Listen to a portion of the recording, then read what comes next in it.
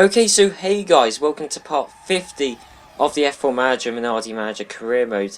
And we're here for the second to last race in the 2001 season. Yes, we're getting very close to the end of this main series. And, well, I mean, there will still be, obviously, this episode, the next one. And there's going to be a few more videos after the Japanese Grand Prix. I'll give you some more details on that once we get to the next video, but we're coming towards the end of the 2001 season, and the Drivers' and Constructors' Championship are already wrapped up, so we've just got to have a relaxing, carefree Grand Prix, I guess, because there's nothing left to really fight for. So anyway, but before we get to that, we got to see if there's any news. Right, okay, so we have got some news, really, nothing major, it's just merchandise contracts. I think these are all being renewed. So we've got some Minardi mugs, again we've got some more Minardi posters, and some more Minardi t-shirts. So there you go, you can go out and buy those Minardi mugs, t-shirts and posters if you want. And they give us hardly any money per race, but it's something, and I guess it's nice. I guess it's nice, you know, knowing that there are people, a few people out there who want to buy a Minardi mug. Don't know who on earth that would be, but anyway. We'll accept this, and yeah, let's see what other news there is. Right, okay, so we have got something here. Neil Oatley has designed the 5th model of suspension and the 5th model of side pods. So Neil Oatley and his work-obsessive ways have carried on once again, and he's just such a good designer, constantly evolving and improving the car. Neil Oatley, he's probably the greatest asset to our team, to be honest. So we better go and manufacture those, and of course Ross Brawn kind of really surprisingly hasn't been the greatest asset to our team, really. He's struggled to make these 4th model suspensions, so I hope he can make the 5th model. Although 15th of October to make the 2nd one. No, that's 4 days. 4 days to make a suspension, okay, that's fine. I know I've been saying previously this series that that you kind of need 4 parts. You need 4 parts of a certain what? Hang on, what am I saying? You need 4 of a certain part to really. That's how many you need in a race weekend to be able to get the setup. You can get away with 3. It's just you'll only be able to go off of one driver's setup, and then you're gonna have to duplicate that setup for the other car. So we should definitely have 3 of the new suspension and side pods. So we're gonna give them to Hakkinen, I guess, during practice and qualifying. And then whatever he suggests the setup should be, we'll have to give to Coulthard. So we will be using those for the next Grand Prix. So yeah, basically every time previously I've been saying you need 4 of a certain model. You can get away with 3. Ideally though, I'd rather have 4. But anyway, let's just see if there's any other news. Right, so here we are on the 19th of October, the day before we got to head out to Malaysia. And that's it, that was all the news. There was some sponsor news in the other teams, but that was honestly it. And we're heading up to the Malaysian Grand Prix. Now, something I forgot to mention in the last episode, which obviously we saw in the last episode, Mika Hakkinen took the Drivers' Championship. This is Malaysia, Sepang, is where, in this series, Mika Hakkinen took the Drivers' Championship. He took it with a race to spare, which meant he took it at this circuit. So this has some good memories for Mika Hakkinen, which is good because we don't have many good memories of this track. Obviously, back in 1999, Luca Badoer was the first guy to go out on this track, because obviously 99 was the first year that this track was used in Formula 1, and so Badoer set the practice lap record and then the qualifying lap record, only briefly, but still he set those records, and then Genet beat them actually, and then we got humiliated by everyone else. But apart from temporarily holding the lap record, that's it. In 99 we had a double retirement, and then in 2000 last year, that crazy race, we accidentally ran out of fuel. So Hakkinen, who was able to wrap up the championship here in 1999, this series, hopefully he'll be able to actually finish this race, and then we can say that we finished a race at Malaysia, hopefully. But anyway, let's just see how the Malaysian Grand Prix goes.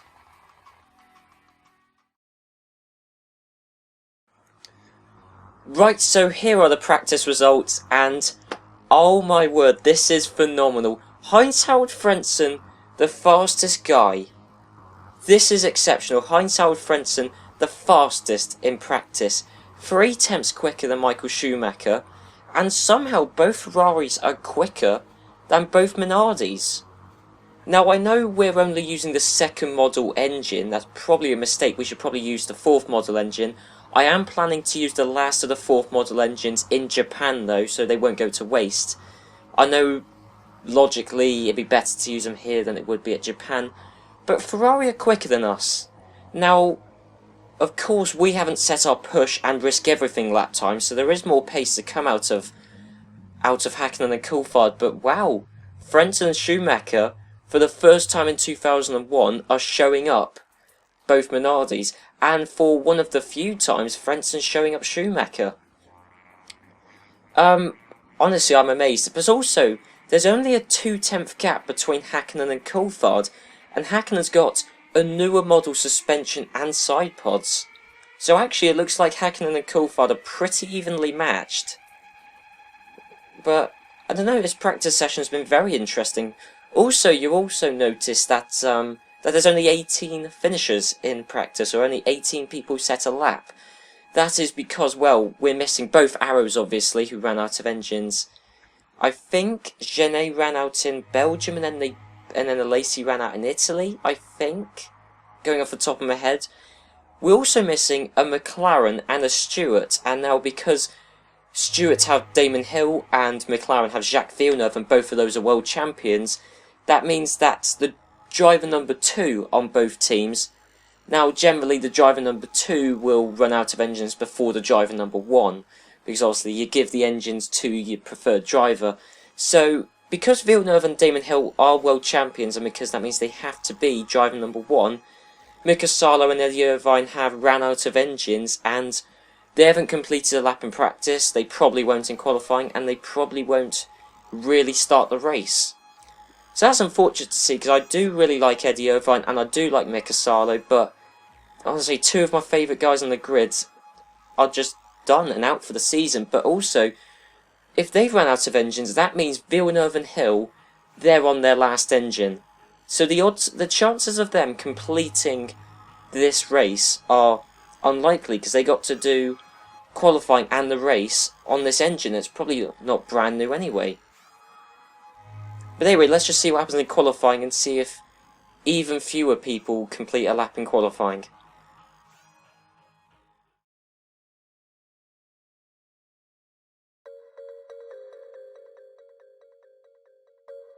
Okay, so qualifying for a completely bonkers 2001 Malaysian Grand Prix has ended, and practice was mad, but now qualifying was absolutely absurd, so I'll take you through what happened now. David Coulthard, despite being a way off of the Ferraris in practice, was able to improve massively in qualifying, as he was the quickest guy by 3.3 seconds ahead of second place man. And David Coulthard still isn't using the newer suspension or side pod, so there's still even more time to come from David Coulthard, but whether his electric pace can be replicated in the race, we'll have to wait and find out. Michael Schumacher in the Ferrari is second, and despite the fact he was beaten by Frentzen in practice, in qualifying he was able to beat Frentzen by over half a second, as Heinz-Harald Frentzen lines up just behind him third. The Williams of Stephen Watson lines up in fourth, a very good result for Stephen Watson there, with Giancarlo Fisichella in the BAR fifth. So despite many people thinking that BAR have fallen down in pace as the season's gone on, it appears that they're only just behind Williams, as there was only a 0.3 of a second a lap gap between Watson and Fisichella. And to Fisichella's credit, he was still quicker than the 6th place man of Jacques Villeneuve, although by only 0.5 of a second, as Villeneuve pulls off a fantastic result to get 6th in qualifying. Pedro De La Rosa and the Jordan will line up 7th, with Damon Hill in the lone remaining Stewart 8th. Alexander Wirtz in the Sauber is 9th, amazingly ahead of Ralf Schumacher in the Williams in 10th. Jarno Trulli's 11th in the other Jordan, with Pedro Diniz in the other Sauber down in 12th. The lone remaining Benetton of Rubens Barrichello is the second slowest this session as he's in 13th, with the slowest this session and being the only guy to set a lap time over 2 minutes was Minardi in the Prost.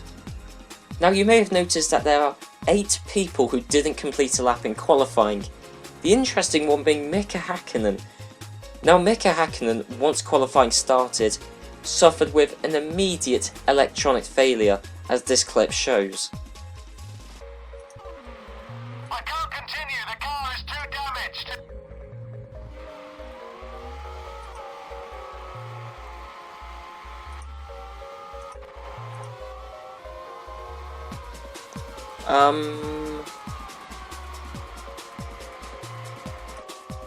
Oh great, Hakkinen.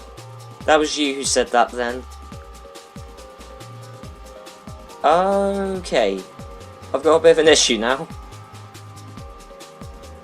So while Minardi were beavering away to improve the third spare car they have, which was Luca Badoer's car from pre-season testing, they ran out of time putting on the new parts for it, and so unfortunately Mika Hakkinen didn't have enough time to complete a qualifying lap. However, Mika Hakkinen will be starting the race. He'll just probably be starting it from last place, but he does have enough parts to definitely start the Malaysian Grand Prix. The people who don't have enough parts to start the Malaysian Grand Prix are these 7 people. Mika, Salo and Eddie Irvine we saw in practice ran out of engines, so it's no surprise that they have also not been able to complete a qualifying lap, as that was known yesterday. Jean Alesi and Marc Genet, we've known for a long time that they didn't have enough engines to do this race, and so Alesi and Genet are also unsurprisingly out. The interesting 3 are the 3 new people who have ran out of engines in qualifying but were able to do a lap in practice. Those 3 people are Olivier Panis, Patrick Lemarie and Stefan Sarrazin, who unfortunately recently ran out of engines and won't be taking part in the race.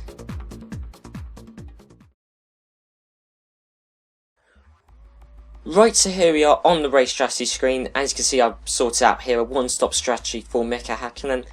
Now, here's the weird thing, it was really embarrassing. I wasn't able to get Mika Hakkinen out on a qualifying lap. As you can see, he had an electronics failure. And then I stuck him in Badoer's old car. Well, it's not really Badoer's car anymore, considering everything bar the engine and the chassis has been changed. But I think when I was fitting these new parts, I think I left the game on accelerate time, so by the time I stuck him out for a lap, there was only about a minute left in the session. But I don't think it's going to make much difference to Hakkinen, and in fact we'll get Hakkinen out of that car, we'll stick him back in this car, and then we got to fit the new 2nd model engine. I'll use the 4th models in Japan, just so we can end the season on a dominant high, really. It'll just fit the new brakes, the new front wing, the new rear wing, because now we finally manufactured enough rear wings, so actually this will also be the debut for the 6th model rear wings as well. The new side pods, the new side pods have got hardly any, well, the new side pods have got nowhere apparently, and then we'll fit the new suspension and the new barge boards, so we'll do the same thing for Coulthard as well. Yeah, and hopefully, I mean, I don't know whether we will be quicker than Ferrari this race. It's kind of a mystery, really, because they were quicker than us in practice, and then once we did, or at least once Coulthard did his low fuel run, once Coulthard did his low fuel run, he was, and on push and risk everything, he was much quicker than the Ferraris. But now Coulthard's got some new parts, so is Hakkinen. I honestly don't know. I mean, one thing we can guarantee is we'll probably have reliability in our favour over the Ferrari, especially over Frentzen anyway. And can Frentzen be quicker than Schumacher? I honestly have no idea. So let's just head out to the Malaysian Grand Prix. Right, where's Hakkinen starting? 18th it says he's starting. But loads of people in front of him are going to be retiring instantly. And Hakkinen, we did put him back in the first car, didn't we? I think we did. Right, well, basically, we're just going to spend a year now waiting for all the guys to retire, much like last year. Last year was absolutely absurd. I think we had even less people properly starting the Malaysian Grand Prix last year. But of course, the Malaysian Grand Prix last year was... Is that Schumacher ahead of Coulthard? Coulthard was held up by a Salo, but it's just like the European Grand Prix. That's 2 races in a row. Coulthard's been held up by a Salo, and thankfully he's been spun out. Good, Diniz, go away. Interfering with the top guys for no reason. But there we go. Last year, of course, the Malaysian Grand Prix was the last race in the calendar, not the second to last race. So actually, in Japan, we're going to have even more car failures. But as I said last episode, it's because so many teams have got rubbish engines. And because they got rubbish engines, they can't make enough of them. And for some reason, we didn't really see Peugeot. We didn't see Peugeot's or Ford Z-Techs running out of engines at all in '99. But we are now. And there's Sarrazin, who did... Now, I'm recording this just not long after the Buenos Aires E-Prix, and Sarrazin did pretty well there at the E-Prix, and, well, look, he's out. Sad times. There's a Lacey, whoa, okay, a Lacey's gone, and he's been passed by, well, the McLaren and Hakkinen. The McLaren, that would be Irvine, of course. It's a shame, all the good people, all the people I like are retiring. Lacey, Genet, Sarrazin, Salo, Irvine. These are just a list of drivers I like, and they're all going out, really. Yeah, pretty much. I mean, well, Diniz, I don't really care too much for Diniz, but, you know, he's going out. I mean, you know, I've got nothing against the guy. Genet, is he going in the tyre barrier? No. I don't know whether to bother watching all these guys go out. It's kind of funny to watch all these guys go out. But as I was saying, we never had supply issues for Peugeot, Ford Z-Techs or Petronas back in '99. So why it started coming up in 2000, I'll never know. I mean, all we had in '99 was Arrows running out of engines, unsurprisingly, and then one Sauber, so one Petronas engine, went in at the last race. That was it. We had 3 guys not finish the season. Now it's half the grid, essentially. So Irvine should be going out. This is a sad day. McLaren can't even finish, or can't even really start a Grand Prix. And Mika Salo, this is unfortunate. He was, you know, so blisteringly quick in 2000. And now look, he is out. Yep, there you go. Lemarie, of course, he's another guy I like. Of course, I've got him for next year. It's just... it's ridiculous. This is this game's stupidity at the absolute highest. Hakkinen, don't tell me Hakkinen retired. He got past someone, didn't he?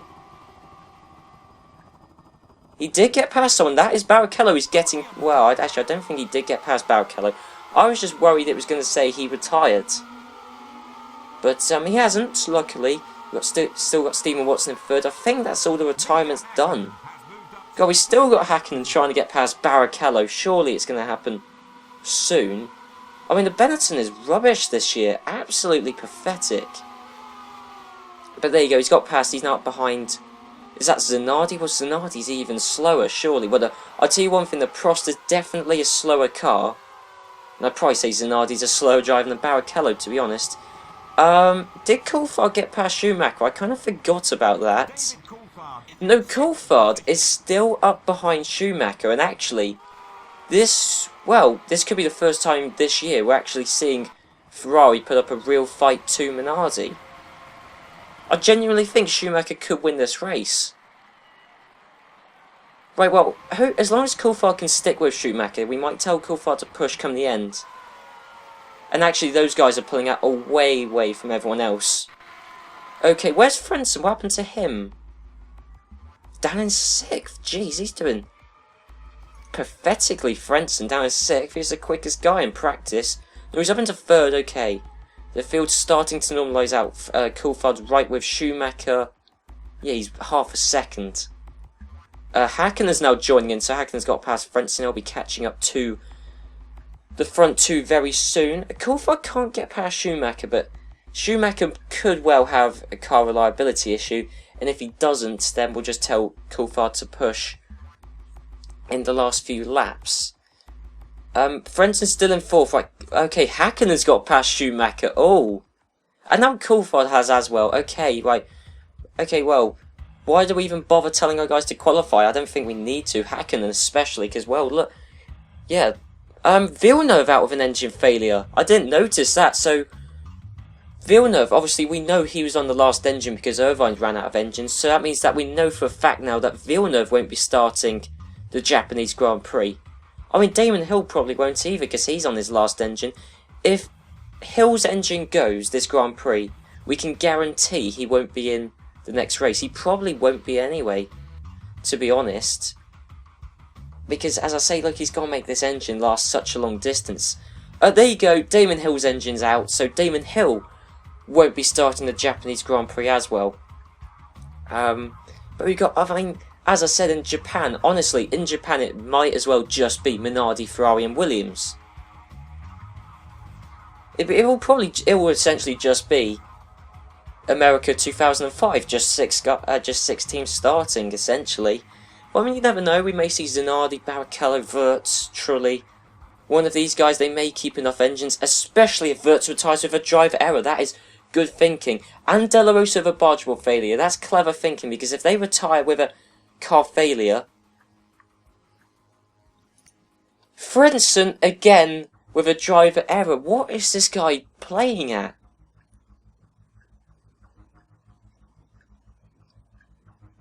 You see, I kind of stopped feeling sorry for Frentzen once he's had a few driver errors. I think this might be his 5th one. But I still feel sorry for Frentzen, but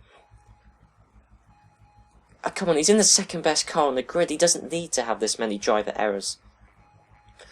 But anyway, going back to what I was saying, De La Rosa and Wirtz retiring with either a driver error or a bargeable failure, that's clever, because that means their engine is doing less mileage. So they're actually saving their engines for the Japanese Grand Prix. That's clever thinking, especially for Sauber. I don't know if they haven't scored many points this year. So if they save their engines until Japan, then, because there might only be about 8 cars starting the race, and then if a couple of them retire, Sauber could score some decent points. That's clever thinking. I like that actually from Sauber. Especially if we get some more people out with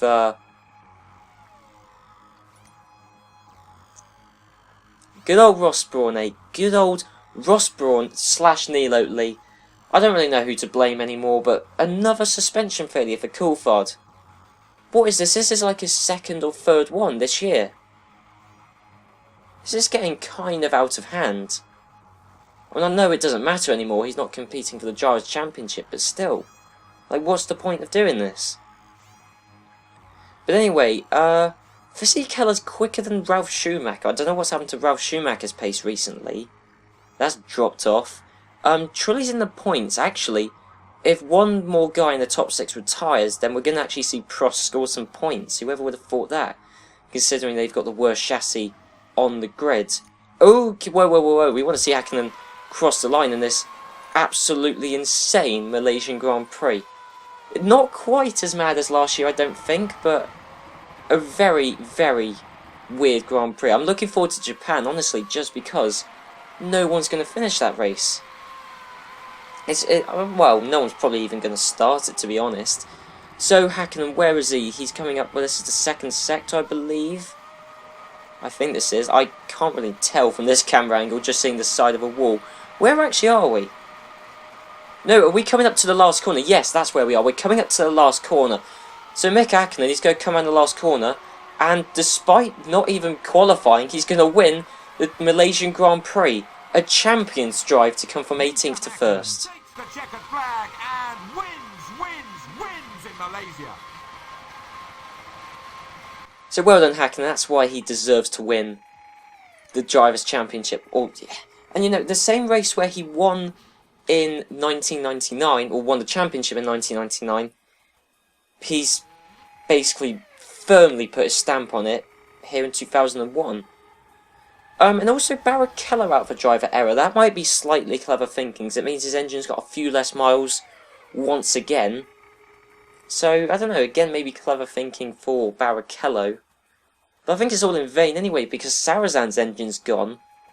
So there's no way Barrichello's going to finish the next race. If he completes practice and qualifying, I'll be astounded anyway, let alone starting the race. No way will he finish the race. But But anyway, Mika Hakkinen wins the Malaysian Grand Prix. Michael Schumacher in second.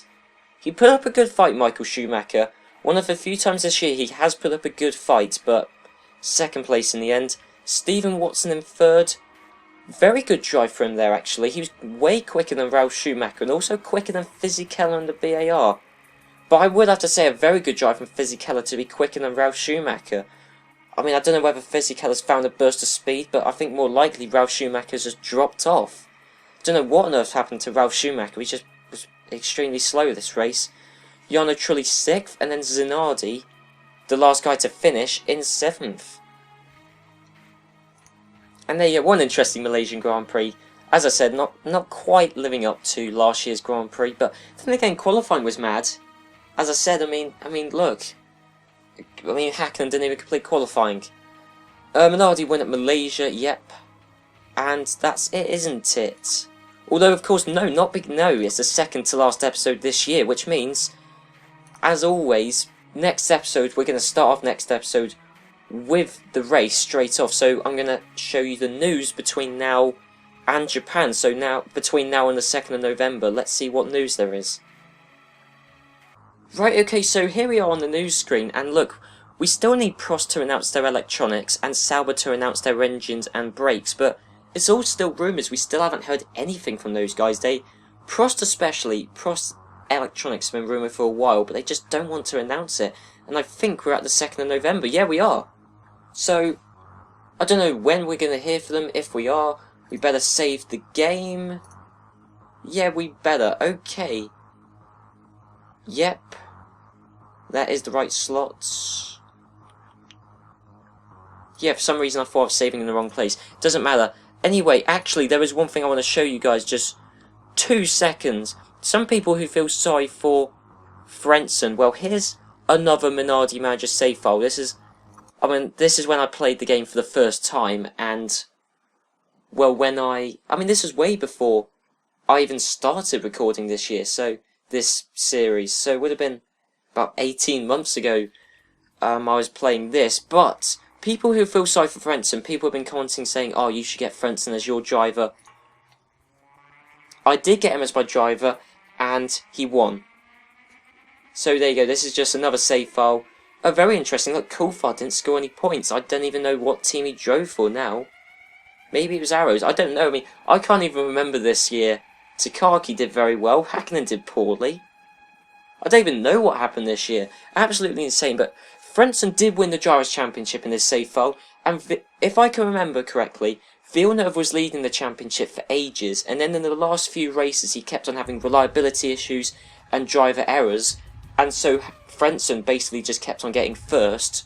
Basically, Frentzen had greater reliability, which is something we haven't seen in this series at Ferrari. But there you go. You don't need to feel sorry for Frentzen. He did win the Drivers' Championship, although it was gifted by Villeneuve retiring in loads of the latter races. Here we are, going back to my main save file, PSL Minardi. Right, so next time at the Japanese Grand Prix, the last proper episode in this series. I know some of you guys will be sad to see it go, but it's been going on for a long time, really, and there's going to be a replacement series.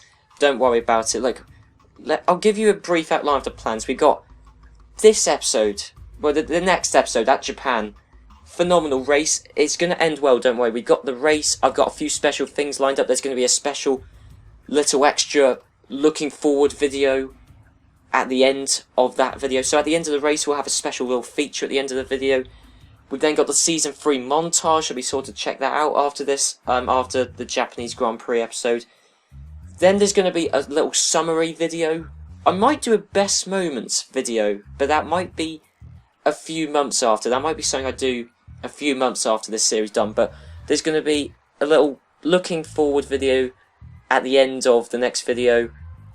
The Season 3 montage, the summary video, and there's also going to be a video for the 2002 season. For you guys who are worrying about it, the 2002 season will be covered in a very different format, more concise, but a different format. It will be covered. So I hope you guys look out for the next episode, the final F1 Manager episode, plus the upcoming 3 videos, plus also maybe the best moments video in the future. we'll have to see about that. So I hope you guys look forward to that, and I'll see you guys for the final episode in F1 Manager. And trust me, it's going to end on a high note, and also, don't worry, there's going to be a lot of passion and soul and heart put into that last episode. I've got it all planned out.